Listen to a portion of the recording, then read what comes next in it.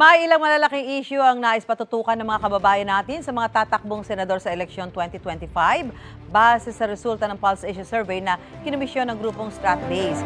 Kung ano-ano ang mga iyan, alamin sa unang balita live ni Bea Pinlac. Bea? Susan, trabaho, ekonomiya at kontra-korupsyon. Green flag daw yan para sa maraming Pilipino kung kabilang ito sa prioridad ng mga kakandidato sa pagkasenador sa eleksyon 2025. Ayon yan sa isang commission poll ng Pulse Asia nitong September. Literal na doble kayod si Mang Julius araw-araw sa dalawang trabaho niya bilang kargador at street sweeper. Pero minsan kinakapos pa raw ang kita niya para sa mga gastusin sa pamilya. Kaya hiling niyang matugunan ng mga nagnanais kumandidato maging senador. Yung taas ng sweldo talaga, dagdag sweldo ng mga empleyado. Sobrang baba kasi matataas na bilihin ngayon. Yung 500 natin hindi na kasya maghapon para sa 4 na membro ng pamilya. Sana mabigyan nila ng pansin yung mga yung mga mahihirap, tsaka yung mga gaya na ito mga nagtitinda, mabigyan nila ng pabor. Para sa iba naman na nakausap natin, ang number 1 na dapat mapagtuunan ng pansin ng mga nais maupo sa Senado, yung corruption nga, number one yan, yung corruption. Hindi yung mayaman ng Pilipinas dahil sa corrupt Kung walang corrupt, siguro mayaman ang Pilipinas. Sana po ayusan naman nila yung patakbo nila, hindi yung puro kurakot ang ginagawa. Tulungan nila yung mga mahirap, bigyan ng ng mga negosyo, saka yung pwesto. Mahal ang bilihin. Puhunan, wala. Tumutugma ito sa ilang lumabas sa Pulse Asia Survey nitong September kung saan nanguna ang pagbuo ng mga trabaho, pagpapalago ng ekonomiya at paglaban sa korupsyon sa mga isyu na mahalagang matugunan ng mga kakandidatong senador.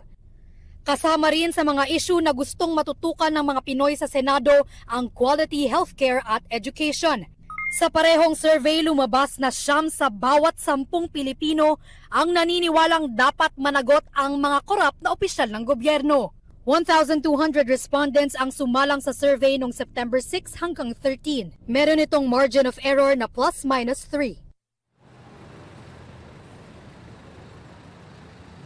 Susan, sa datos ng COMELEC, nasa 183 ang mga aspirant na naghain ng kanilang Certificate of Candidacy sa pagkasenador sa eleksyon 2025. Kaya hamon ng mga nakausap natin patunayan na nararapat sila na maglingkod sa bayan. At yan ang unang balita mula rito sa Valenzuela. Bea Pinlac para sa GMA Integrated News.